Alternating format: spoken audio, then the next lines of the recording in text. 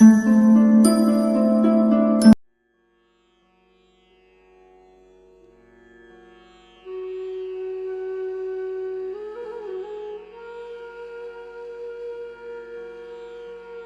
ભગવાન પાસે માગીએ છીએ, ભગવાન અમારી બધી ઈચ્છા પૂરી કરી દો. આપણી ઈચ્છા પૂરી થાય તો આપણે ખુશ થઈ જઈએ છીએ.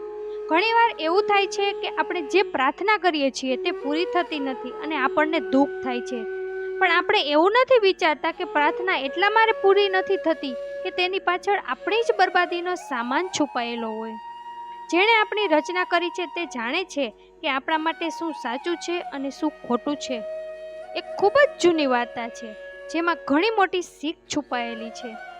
એક માણસ ઘણા દેશની યાત્રા કરીને પોતાના મિત્રના ઘેર ગયો. રાત્રે તેના ઘરે રોકાયો. તેણે તેના મિત્રને બતાવ્યું કે યાત્રા દરમિયાન એક અનોખી વસ્તુ તેના હાથમાં આવી છે અને તે છે તાવીજ. તે તાવીજ એવું છે કે કોઈ પણની 3 ઈચ્છા પૂરી કરી શકે છે.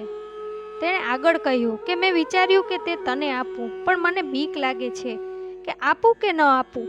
મારી પણ 3 ઈચ્છા એને પૂરી કરી છે. એ તાવીજ છે, પણ પરિણામ ઘણું ભયંકર હતું. પણ જેને મેં આ તાવીજ આપ્યું છે તેની ઈચ્છા તો પૂરી થઈ, પરંતુ ખૂબ જ ખતરનાક રીતે. આ બધી વાતો તેના મિત્રની પત્ની સાંભળતી હતી.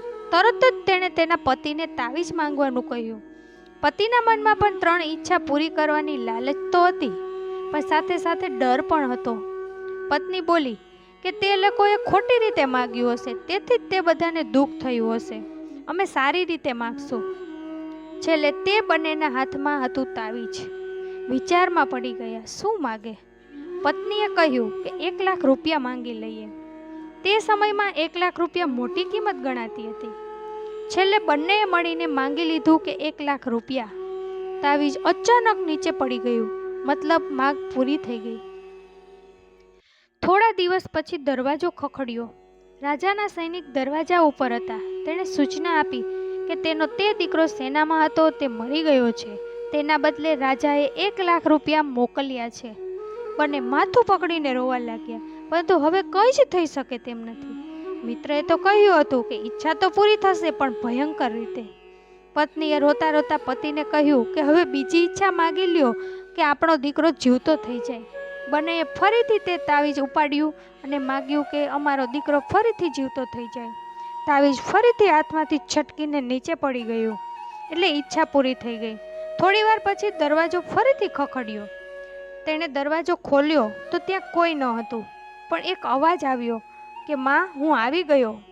તે તો તેના દીકરાનો અવાજ હતો, પણ ત્યાં તો કોઈ નહોતું. પણ એક છાયાનો અનુભવ થતો હતો, પણ તેનો અવાજ એકદમ તેના દીકરા જેવો જ હતો. તે કોઈ નહીં, તેના દીકરાનું પ્રેત હતું. કારણ કે તેના શરીરનો તો તે સંસ્કાર કરી નાખ્યો હતો, તેથી તે તેનું શરીર ધારણ કરી શક્યો નહીં અને પ્રેત યોનિમાં ચાલ્યો ગયો. આ તો તેનાથી પણ ભયંકર પરિસ્થિતિ હતી. ગમે તેટલા પ્રિય વ્યક્તિ હોય, પણ તેની મુક્તિ બધા જ ઈચ્છતા હોય છે. કોઈ એવું ન ઈચ્છતા હોય કે તે પ્રેત યોનિમાં ભટકે. હવે બંનેને કંઈ સમજાતું ન હતું કે શું કરવું. હવે શું માગે આ તાવીજથી? તે બંને જોર જોરથી રાડો પાડવા લાગ્યા કે અમારા દીકરાને આ પ્રેત યોનિમાંથી મુક્ત કરી દો, અમારા દીકરાને આ પ્રેત યોનિમાંથી મુક્ત કરી દો. આવું બોલીને તેણે દૂર દૂર સુધી તાવીજને ફેંકી દીધું. મિત્રો, આપણે હંમેશા માગતા હોઈએ છીએ કારણ કે આપણને તેની ઈચ્છા છે. ભલે પછી તે આપણા માટે સારું છે કે ખરાબ. આપણી ઉપર જે બેઠા છે તે અદ્રશ્ય શક્તિ તે જાણે છે કે આપણા માટે શું સારું છે કે શું ખરાબ છે.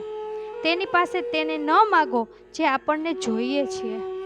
તેને આપણે તે દેવાનું કહીએ જે આપણા માટે સારું છે. એક સમજદાર વ્યક્તિ ભગવાનને ક્યારેય એવું નહીં કહેતા કે મારી પ્રાર્થના પૂરી કરો. તે હંમેશા એવું જ કહે છે કે જે તારી ઈચ્છા છે તે જ કરજે. બસ એક વાત યાદ રાખજો કે આપણી દરેક ચાલની પહેલાંની ચાલ તે ચાલે છે, અને તે ઉપરવાળા, અને તે છે બાજીગર. આપણી ચાલ આપણી પસંદ કહેવાય છે, અને તેની ચાલ પરિણામ. બસ આપણું કર્મ કરો, બધું જ છોડી દો તેના ઉપર. ફરીથી મળીશું મિત્રો આવતા વિડીયોમાં. ત્યાં સુધી તમારું ધ્યાન રાખજો, હસતા રહેજો અને હંમેશા ખુશ રહેજો.